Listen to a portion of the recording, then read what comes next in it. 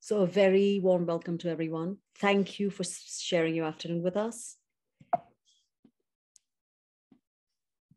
The Nourishment Projects is about joyous curiosity and being part of something much larger than ourselves. Here are some of the references that inform this presentation. Thank you to the Women's Athletic Club of Chicago for hosting this 4-part series on water. Last month's preamble was about the relevancy of water. Water sustains life, and because of that, it is the most valuable fossil fuel in the world. The remaining 3 issues of this series expands that premise. Today's presentation is built around environmental aspects. Next month's RAIN revolves around power, and December's final presentation, Formless, is about geopolitics. The narrative arc of this series is that water has shaped human history and will continue to mold our future. Nature is capable of producing spectacular colors. An example on terra firma is the vibrant red colors found in Antelope Canyon in Arizona. They result from the rock's iron-rich composition interacting with exposure to oxygen over time. On a celestial plane, the bright green auroras seen over Vatnajökull National Park in Iceland are the result of fast-moving electrons colliding with oxygen and nitrogen in Earth's atmosphere. Isn't chemistry beautiful? Absolutely haunting beauty. And so finally, on water, this is not a painting. Iceland is a living work of art. This evanescent tinge is based on the nature of the silt being carried by water across the island's black sand beaches. What is the color of water? To address that query, we go to the most obvious source, a 15,000-line tragic poem by the Greek poet Homer, his Iliad. Obviously, isn't it? The epic begins with, "Sing, O muse, of the rage of Achilles." So for today's narrative, we enter the epic when the Greek warrior Achilles is hurt and humiliated because he had been forced to give up a prize to his commander, Agamemnon. So the Greeks knew the sea as the highway for their ideas as well as commerce. So to proverbially live far from sea was to live in isolation. The sea meant everything to them. The waters set the scene for action and mood. Achilles goes to the seashore and calls upon his mother, Thetis, a nymph of the sea, imploring her to seek redress for him from the king of the gods, Zeus. Hearing her son, Thetis rises from, and I quote here, "the gray salt sea like mist," close quotes. The sea's gray depths are where supernatural beings, forces of nature, abide. So Achilles had famously looked towards the sea, stretching forth his hands, imploring, and I'm going to read the translated section, weeping quietly, slipping away from his companions on the shore of the gray salt sea, and looked out at the depths of the wine dark sea, close quotes. These specific references, gray salt sea, wine dark sea, aren't merely poetic or gratuitous. The wine dark description is indistinctively evocative, alluring, stirring, and absolutely incomprehensible. Because it makes one grope for clarity, doesn't it? Wine dark, because you want to find a felt meaning. So let's plunge into that adjective, wine dark. The wine dark sea has haunted imaginations of countless academics. Was there an algae bloom, a red tide during Homeric era? Or was Homer simply implying a sunset red? Also very important to ask, what kind of wine? Though the Greeks knew of white wine, ancient wine was red. Homeric wines are often described as melas, as in melancholy, dark, or even black. Makes sense since historically, wine would appear dark because they were transported in terracotta containers called amphoras, which are effectively storage jars. A Roman version being shown in this picture. The wine dark sea cannot have been clear seawater. So it wasn't implying white splashes of sea foam or the pale color of a, I don't know, clear sea lapping at the shallow end of a sandy shore. So in the broader application, the felt meaning of the wine dark sea was anger, the sea tawny red, or perhaps a bronzed hue. The German poet Goethe, in his book, Theory of Color, actually I should say poet philosopher, he had implied that the Greek color perception was defective. I rather feel that instead of ignorance of color, Greeks were probably simply less attentive to hue or tint. They were interested in the effects of light, and trust the ancients. The ancient Greeks, like Homer, who was from the 8th century BCE, before current era, and the Iliad that he wrote happened 400 years prior to him. So Iliad is around the 12th century BCE. So people like Homer sensed the color prism from light to dark, things like gleaming, flashing, glancing. And 400 years after Homer, the Greek philosopher Plato named the primary colors as white, dark, red, and bright. These descriptions are very different from our own Newtonian definition: violet, indigo, blue, green, yellow, orange, red, as depicted in this photograph of a rainbow mist.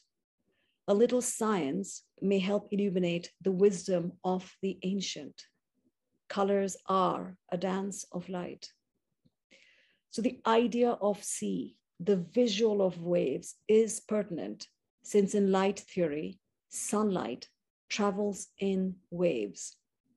Light waves radiate from the sun. I am most qualified to speak on this, as my master's degree in engineering is in electromagnetics, where wave theories abound. Think of an ocean and the waves crashing against the land. When they come, and by they I mean when the waves come to a huge cliff, all the waves stop. Instead of a cliff, when there are rocks, only the smallest waves get deflected. So the large ones go over it, absolutely unperturbed. So continuing that visualization, a pebble can ripple the smallest wave. Violet, indigo, blue, green, yellow, orange, red. The light spectrum is in an ascending order of wavelengths. Violet is the smallest wavelength. When light travels through the atmosphere, the bigger wavelengths, red, are normally unaffected. However, the tiny molecules of oxygen and hydrogen are big enough to scatter the small wavelengths, violet and blue, indigo also. That's why in the sky, the human eye gets the sensation of blue. This is one of Einstein's theories in a minute. Profound things are usually very, very simple, like this.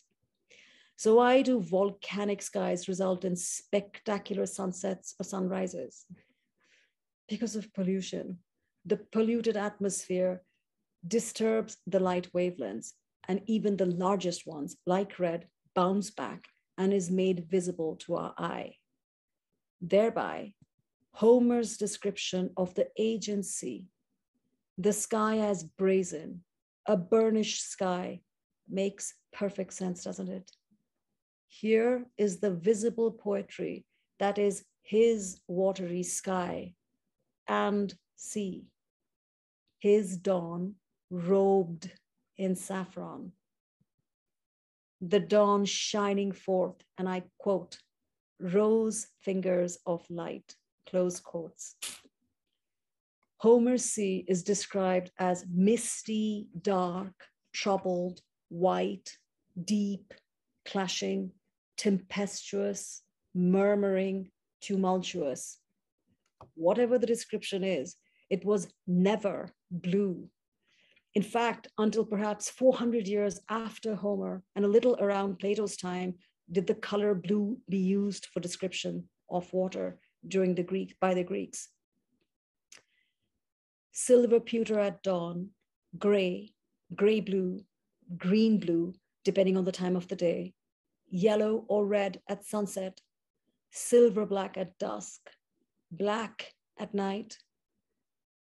So the wine dark sea, the high sea, the glint of surface light on impenetrable darkness would be, to a depressed, angry Achilles, the weight of melancholy.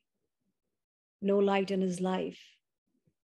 The deep sea as a facsimile of the blindness of his anger.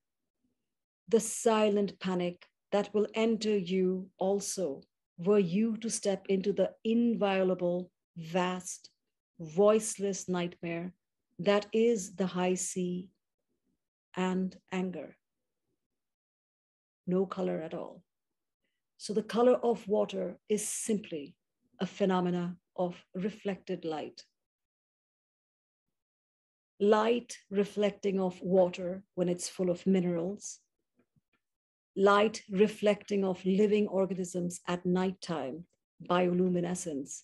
This magical phenomena caused by billions of single cell plant planktons, shown here in Tasmania and also photographed in California.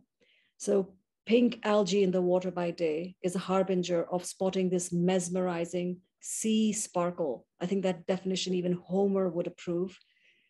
The sea sparkle like this would come at nighttime. Along with organic response, color in water also results from unorganic methods such as human pollution. Colorful clouds in calm water creates a striking sunset scene. As they rise and fall, these clouds appear in infinite variations. They're also watercolor because clouds are water particles. Even primordial water. In a galaxy 12 billion light years away resides the most distant and massive cloud of water yet seen in the universe. Here is an artistic concept of a quasar. Among the brightest and most energetic objects in the universe, quasars are black holes in the centers of the galaxies. The vapors around this particular quasars, which comes from the heat, represents enough water to fill all the oceans on the earth over 140 trillion times. Well, let's just come back to our own solar system and to the more familiar watercolor clouds. Noctilucent or night shining clouds and refraction of sunlight by the ice crystals result in the rainbow seen in this unusual phenomena called hole punch cloud. That opening in the cloud is the result of an extremely localized snowfall. This shimmery phenomena usually occurs along polar regions, nacreous clouds. This photograph, however, is from the United Kingdom area. So nacreous clouds, and the name refers to its resemblance to nacre, which is the mother of pearl. They are spellbinding watercolors. So from extreme high in the sky, we now go to the watery beauty found closer to ground. Beauty of sunlight penetrating the dome of ice caves by the Mutnovsky volcano in the regions of Kamchatka, Russia, one of the most volcanically active regions in the world, with some 29 active volcanoes. This waterfall, I'm going to point to it on the left-hand side of the photograph, results from the Vulkanaya River being released by the melting of glaciers and snowfields. So the waterfall reaches the volcanic crater. Look at the fragility of frozen ice. Sunlight opens up a riot of colors. Blue glaciers, red and black mud pots, yellow sulfur deposits. Would someone please mute? Thank you. Slopes painted with all types of watercolors. So from Russia's extreme cold to Yellowstone's extreme heat. Yellowstone National Park is famed for its hot springs, geysers, and includes this grand prismatic spring. The term prismatic, quite appropriate, as the colors of Newton's prism are strikingly evident here. The waters ranging from red to blue, orange, green, and yellow. And the vibrant colors come from microbes.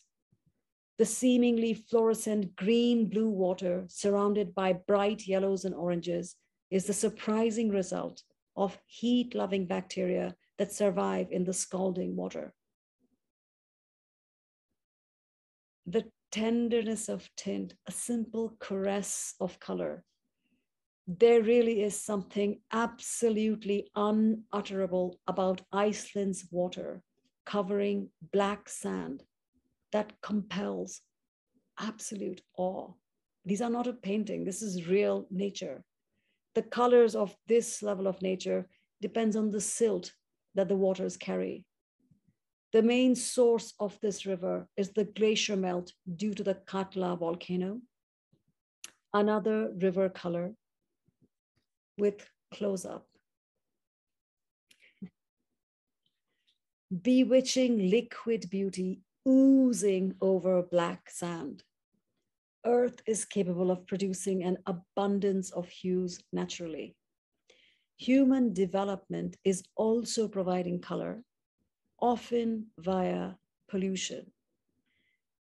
Ghiamana in Romania used to be a happy, picturesque village until I believe around 1978, when the government ordered that the village be abandoned to make way for toxic waste dump from a mining pit nearby. There was an enormous underground deposit of copper located near the village. The mining operation there is no longer used. An unfortunate side effect of mining process is sludgy waste. The 400 or so families who lived in Ghiamana were they were evacuated, and the highly toxic byproducts from the mining operation went into a man-made catch basin, slowly engulfing the now abandoned village in a lake of vivid, unnatural colors, courtesy of the toxins from the mine. The lake is very acidic and contaminated with cyanide, which got rid of all the vegetation and forced any animal life elsewhere. All that can still be seen of Ghiamana are a handful of houses and a church. And it's often these small unspoken details that remain in one's memory, because the government didn't move any of the graves that surrounded the village church, and instead just allowed loved ones to be swallowed by the waste like the rest of the town. Things that we do. Well, let's return to a more uplifting, vibrant, organic world. We go off now to Colombia. Every year during the dry season, starting July, Caño Cristales plant life turns a stunning array of vibrant colors, from yellow to blue to green and red. Locals have dubbed it the liquid rainbow.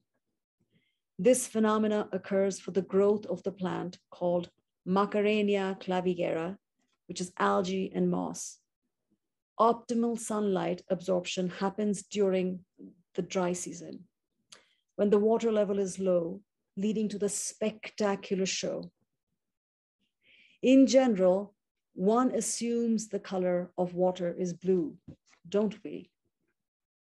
So let's see light reflected as blue. Iceland's Jökulsárlón glacier's ice chunks float away into the Atlantic. And this ice can take on many different colors, blue included.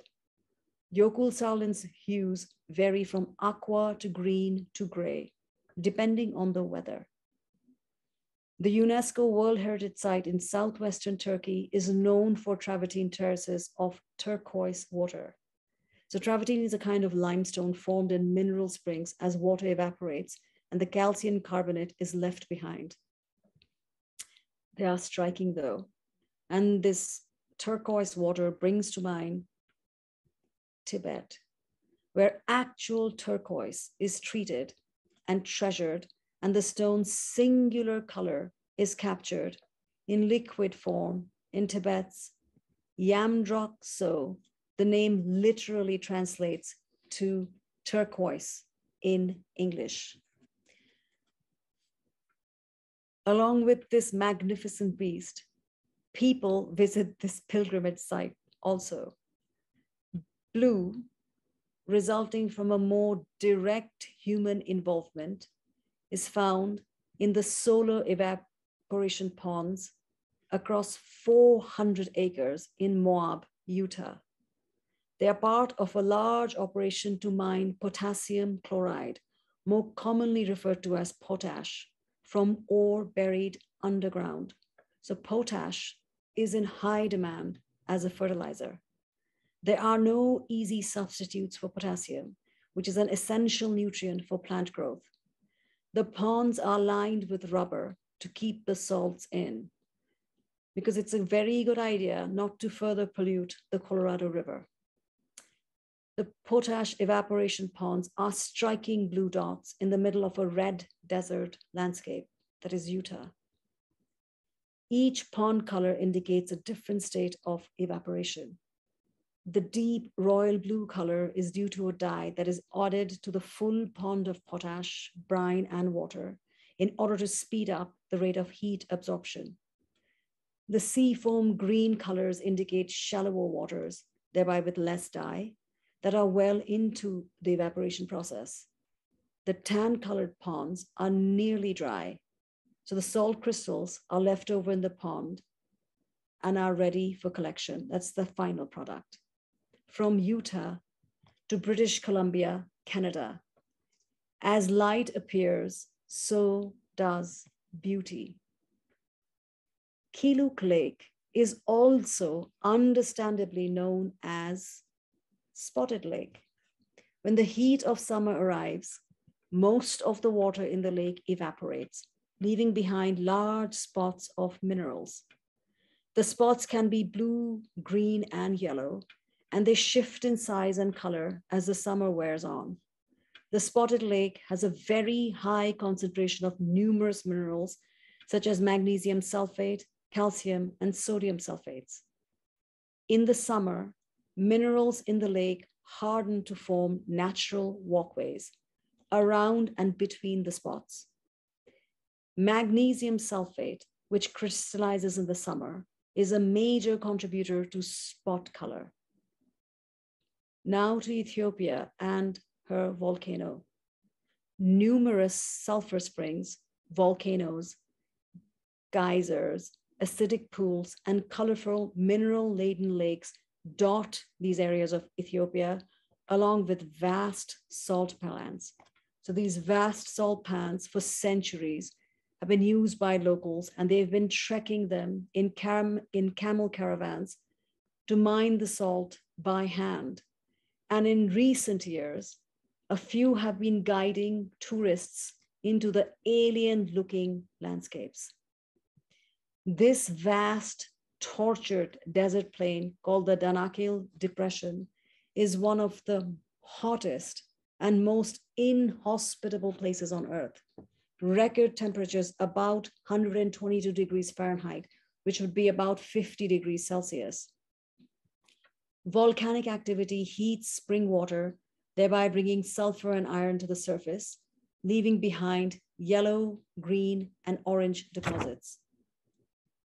The sulfur springs around Lake Dalol precipitates in white and gray, and then to yellow, and finally to orange as it oxidizes. So all of this are chemical reactions. Who said chemistry isn't fun or pretty? Something equally fun and interesting about volcanic holes, known as fumaroles, And this is what expels mud and heat. So in this autonomous region of Portugal, there is a restaurant that serves a special tea with the local mineral water, as shown in the middle in that goblet. The mineral water, because it's geothermal water, is naturally comes out at 140 degrees Fahrenheit. So no further warming of the water is needed. And so you simply seep the green tea into the water you pull out of the geothermal area.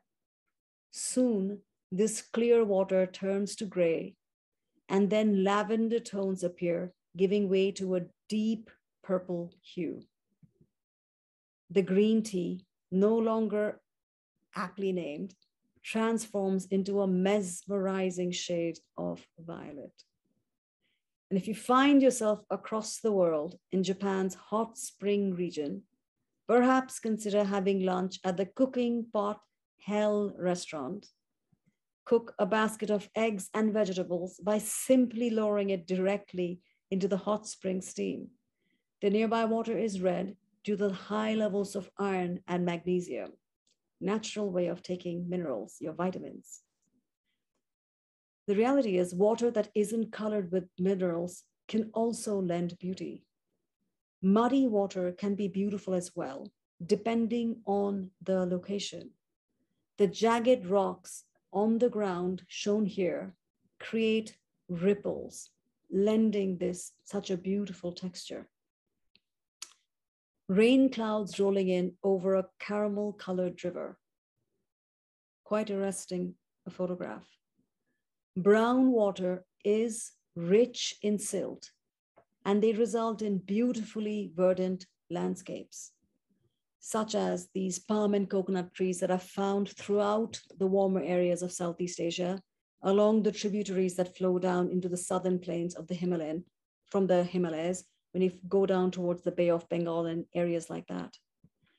Rivers are sacred to India, the most famous being Ganges, pronounced Ganga in the vernacular. The Gangetic Plain results from the annual Gangotri glacier melts in the Himalayan regions of India. These silt-rich rivers flow from the Himalayas into ultimately, as I said before, the Bay of Bengal and other tributaries that flow into Bangladesh, Vietnam, Cambodia, and many other Southeast Asian nations. The Himalayan range is holy to both Hindu and Buddhist practitioners. On a more practical base, the silt-rich waters allow for the agriculture that nurtures more than 1 billion people. The Bhagirathi peaks rising in the background in this photograph of the Gangotri Glacier is located in Uttarkashi, which is in the Uttarakhand region of India that borders Tibet. These mountain areas are associated with one of the main Hindu triumvirate, the god Shiva.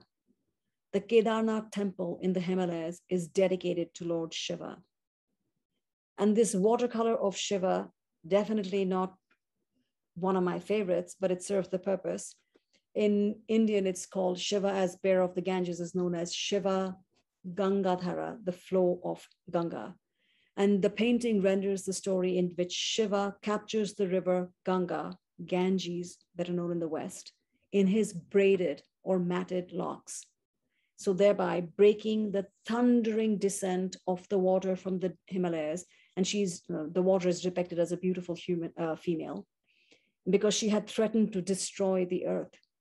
And most religions have water stories, don't they? Jesus walking on water, Moses parting the Red Sea. Hinduism has this as well. So for example, we had learned in the previous series from the Women's Athletic Club on architecture, Cambodia's Angkor Wat, it was part of the architecture on faith issue, was a Hindu temple. And the temple iconography includes this story of Shiva capturing Ganga in his braided hair, truly locking her in his matted locks. Shiva in religious narrative is an ascetic, meditating mainly in the Himalayan mountains. His locks, figuratively, would be the tree-lined forests in the Himalayas. Trees capture water as it melts down or comes down as rain or precipitation. Here is the physical manifestation of that religious story. Shiva's braided locks, the trees, capturing the flow of water, the goddess Ganga. So what happens when there's deforestation? In all these denuded hills, water runs, the water melts and runs unimpeded. Hard soil does not capture water, and this results in catastrophic flooding year after year. The Himalayan glacier melts have 7 main tributaries that meet and form the recognizable river Ganges or Ganga as she frolics into the subcontinent of India. And on one notable confluence of these tributaries is Dev Prayag. The prefix Dev means in Indian language, Dev means deity. Prayag's suffix, yag, the sound yag is similar to yog with its easy association with yoga, which means union. Thereby confluence, yoga. Yoga is the union of the physical and the spiritual practice, this integrity of life. In terms of geography, Yog, Dev Prayag, this location, Dev Prayag, is the confluence, a union of rivers. Millions of Hindu devotees come here as pilgrimage. And my hope is perhaps some enlightened of the devotees will consider planting trees and not leave Shiva proverbially bald, bereft of his tree locks. You know, trees, forests are critical to oxygen and water. Water is H2O. The O is for oxygen. Trees provide this oxygen. Trees are essential for water. So what happens when entire regions are deforested? This is a map of the remaining forested regions of our planet. So this is not a static map. And on a current note, are we really that surprised that parts of America, people in places in the South, this is a stereotype, don't believe, or, you know, if you're comfortable economically and living in forested areas, it would be hard for you to really recognize the global problem of biodiversity loss due to climate change. If you're surrounded by greenery, why on earth would you think it's true? Because one's own acreage of, I don't know, understanding may truly be limiting. Well, look at all the people who really believe in biodiversity protection, California, all those areas, they're practically denuded. And look at India. It's just shocking. California is almost as bald as India on this map.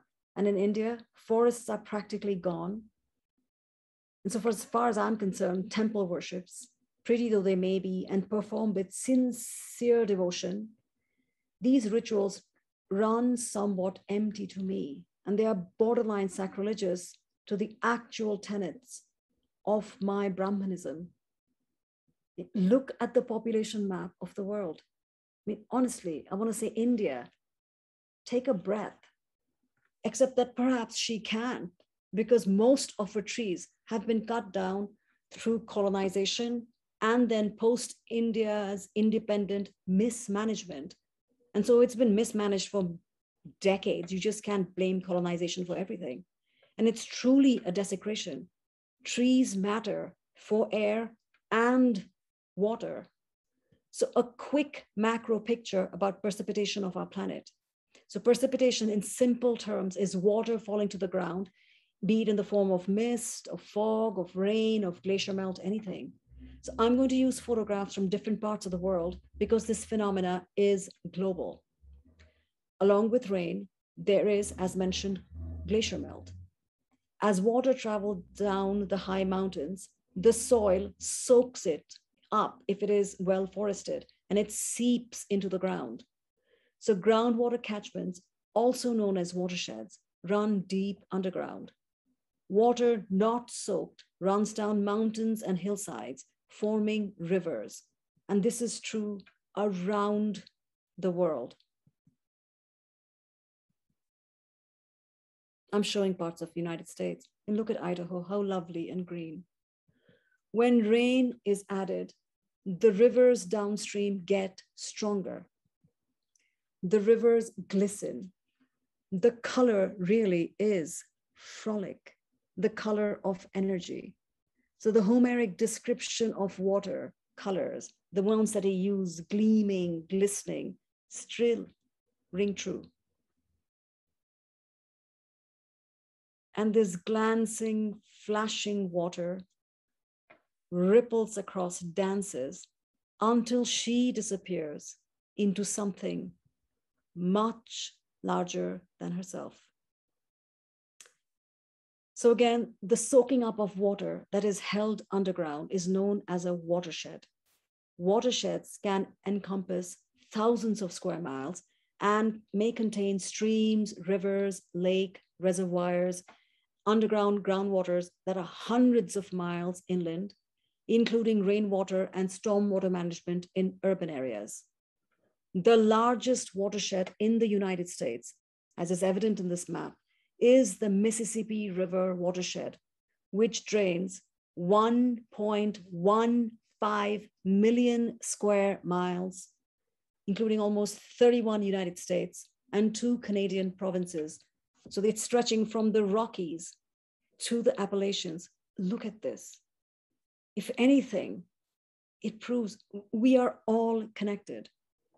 One America, one world, one water supply, and water is beguiling. Bands of verdant forests of dense paperbark and eucalyptus trees, white sand beaches, and the turquoise water. Over the rim of this sea, white clouds push up their heads, and just a few miles inland, a study in contrasts, the shockingly pink Lake Hiller in Australia. It is an uninhabited nature reserve that can only be visited under very special circumstances. It looks like bubble gum. From Australia to an hour away from Dakar, the capital of Senegal in West Africa, is Lake Retba. The coral pink lake nestles between white sand dunes and the Atlantic Ocean. Lake Retba used to be the endpoint for the off-road car race, the Dakar Car Rally. And that rally went from France to Senegal because Senegal used to be a colony of France. So the water turns color in the sun due to a sea, like a salt-loving microalgae, which produces a red color pigment. At one point, Retba used to be connected to the ocean, but over time was cut off by encroaching sands. By being cut off from the ocean's water supply, Lake Retba's water evaporated faster than it could be replenished, thereby causing the salinity of the lake to increase. So locals started to collect and sell salt for income.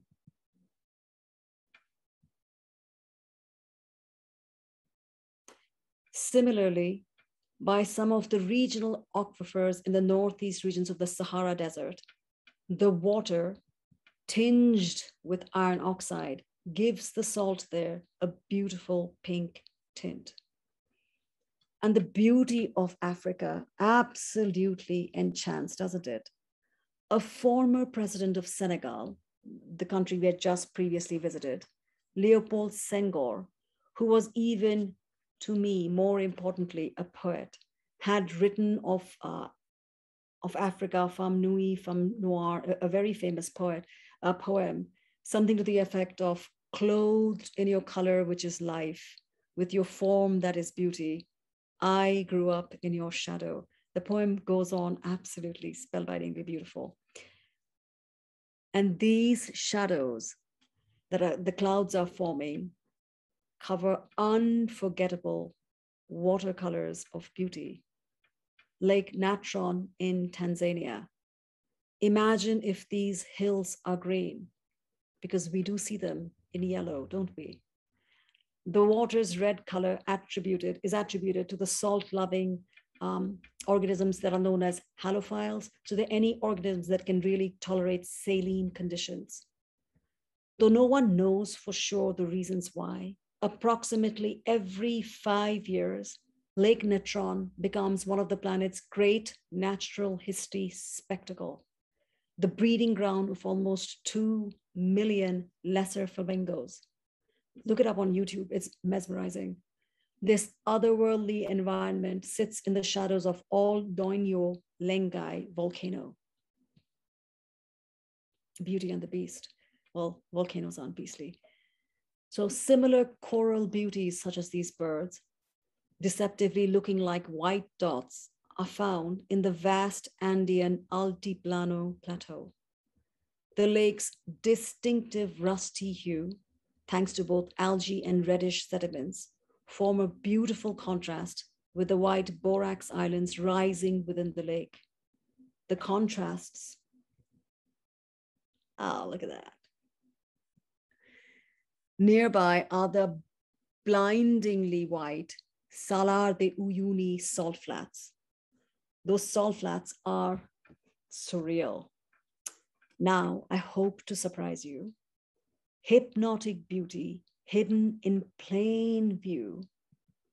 The South Bay Salt Pond Restoration Project in San Francisco. The restoration project is working since wildlife is returning, as evidenced in this pair of avocats chasing I think it's avocets, I said it wrong, chasing a California gull that had snatched their baby from her nest. Morton and other brands' salt was produced in these Cargill salt ponds. Some of the Cargill salt ponds have closed, and at the southern end of San Francisco Bay, near Fresno, you'll find the Don Edward San Francisco Bay National Wildlife Refuge. I hope this is new to some of you. Watercolors. The California gold rush of the 19th century induced salt demand. Salt was needed to extract gold and silver metal from raw ore. And in around 1857, the bay waters were first enclosed by earthen levees to form salt ponds. Again, it's algae that provides the pigment, and there is process involved. But for today's narrative, as we wait for the restoration effects to succeed, let's just simply behold watercolors. Can you imagine? You can see this from San Francisco. It's not far from Fisherman Wharf at all. You can even schedule helicopter rides. It just has to depend on the right temperature. I mean, the right time of day and the season and the temperature. Look at that. The salt ponds vary from chartreuse to magenta depending on salinity. And in this image, the Dunaliella microorganism imparts a green cast to the brine of one salt pond and an orange cast to the brine of a saltier pond. So to me, this is painting with water, mud, salt, and those halophiles, organisms that tolerate saline conditions. So it is living art. Now, I zoomed in on one of these sections. Ta-da! Isn't it reminiscent of the American painter, or I guess of Russian heritage, Mark Rothko? Watercolors, at least his work, in a more obvious sense, although technically with Rothko, it's oil and watercolors and sometimes acrylic paints. Another painting of water, the American Winslow Homer. Imagine his subject's resignation in those shark-infested water. Nearby in the background on the right, we see the tornado vortex. One almost wants to tell him, look to your right. In the background right, you will see a schooner. And then you pause because you think, oh, wait, is it a slave ship? Or the simply fun Swan Lake of Helen Frankenthaler. I love this painting. I'm very fond of her work. I want to thank one of the WAC members who introduced me to her work, Nancy Van Duren. You see, I learned from you. And the painting really suggesting pre-planning, because she left unpainted shapes in the blue lake for the swans that swim in it. Isn't that clever? Look at that. It's so cool. The French gardener Monet, who also happened to paint once in a while, I didn't want to show his obvious painting of water lilies. Here is his impression of a sunset, the water shadowing the clouds, the verge of heaven. The 4th century Chinese masterpiece, a national treasure, and one of only 3 extant copies can be found at the Freer Gallery. This water scene is painted on silk, nymph of the Luo River. And from India, a painter whose work I admire. You can buy his paintings for amounts that collectors won't look at. I love his work. And up here, it's not that it's saying 89. That's written in my native script, Bengali. The 8 there is actually a 4, and what looks like a 9 in English is 7. So this is done in 1947. And in that area, in that era actually of that time frame, here is someone who married the East and the West so beautifully. Look at the maker's mark. I'm pointing to it, the red maker's mark, which is such an essential Japanese concept. But here it is done as a mark of respect by an Indian artist to the culture of Japan, that we learn from each other and value each other. This inspiration is done as a form of respect. And so when one speaks of water and Japan, the obvious one that comes to mind is Hokusai and his 36 views of Mount Fuji. It's so recognizable, but there's so many layers in this painting. And artistic work that influenced so many, and I'm just showing one example of such influence. For example, the great French illustrator, Edmond Dulac. Normally I keep showing the English one, Arthur Rackham, but Dulac is lovely too. His Sinbad the Sailor illustration on the left is redolent of Hokusai. Look at the waves, it's just obvious. And he's not the only one who was influenced by Hokusai. So many of you know that the Nourishment Project's volunteers programs in schools at the University of Chicago charter schools. Well, thanks to the internet, for many years, we've also worked in places including Kenya, Botswana, and multiple cities in India. Specifically in my hometown, Calcutta, we've worked with children from very, very poor families. We've been doing this for about 5 years. And consistently, these children have been introduced to the art from the Art Institute of Chicago. So they know of Chagall, Monet, O'Keeffe, Anderley, though not part of Art Institute of Chicago. There's an Anderley painting in a friend's house, so I've shown them that. And definitely Hokusai. So normally what happens is I take the photograph and I send the photographs online with my understanding of the paintings written on an email. So what I write to the teachers there, because they come to an after-school program there, which is privately funded, it's translated into their vernacular. And the children then try to copy the art. Because who else but the poor, as far as I'm concerned, needs to hone the ability to observe beauty in their mundane life. Well, their lives aren't mundane, in their environment. So these children had done this picture by Hokusai 3 years ago, and I thought it would be an appropriate series presentation today to show it. So first, I'm going to read the email description that had been written to them, and I'm going to read it word by word so I don't say something that was not there. Let me get the paper. So what had been written in an email, so you can understand, was translated to the children in their vernacular. The ocean is one big body, and the waves are its individual expression. Each wave, distinct yet not separate, come into form on many different conditions, live briefly, expresses a singular beauty before disappearing back permanently into the sea. No two waves are the same. We are each like that, exquisitely unique, eye-wateringly lovely in our perception of beauty, and we are part of the same ocean of humanity. So what was written to them, the teachers do their best and they translate. because I want each of the children to recognize they have something to offer, something of beauty to offer to the world. And there's a lot more spiritual reading in this painting, but which is outside our time right now. So what the children do is copy the paintings. They draw it with crayons, black and white, whatever they do. It's not limited. And those works are sent to me most often by the internet, but sometimes it's shipped to me. It takes a time, but I do have them. I have their work. And what I look for in their work is, did they observe well? Did they notice the boatsmen submitting to the wave? They do. Look at them. These are some of the poorest people. Calcutta is known as the black hole. So this is levels of poverty that we don't need to get into. And it's all different age groups. And I love this little monkey. She's so sweet and she loves to draw. Whatever you give her, she's just grinning away drawing.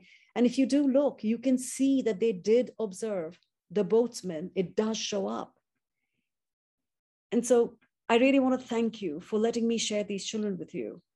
I'm incredibly proud of them. The Nourishment Projects is peer-to-peer learning. If there are docents with some unexpected free time on their hands, who is willing to share his or her expertise with those like these who enjoy learning, please feel free to reach out to me. You're valued and most welcomed. So the water series is going to continue next month with rain, culminating in December with formless. In our own private site, November 4th's presentation is on photography. It will be a visual treat. Information may be found in the nourishmentprojects.com site. And one marker, some people sent an email right before I was starting that they had not received the Zoom link. What I'm going to do nowadays, on the day of the presentation, about an hour before it starts, I will put up the password and the ID for the Zoom link on our website, thenourishmentprojects.com, under the scheduling tab. So on the top, it'll say Zoom link for the day. It'll only be there for an hour. So perhaps that'll address the issue till I figure out why are some people not getting the emails. Perhaps the Nourishment Project email has to be in your contact list. But more importantly, thank you for sharing your time with me. I want to please once again encourage people to attend WAC's presentation tomorrow, being presented by Jack Andrews on the beauty and much more than beauty, the conservation done at Kew Gardens. I haven't seen it, but I have no doubt I'll be swooning. So please do come. Again, I thank you for your time. And as always, wish you joy. I'm going to stop sharing now.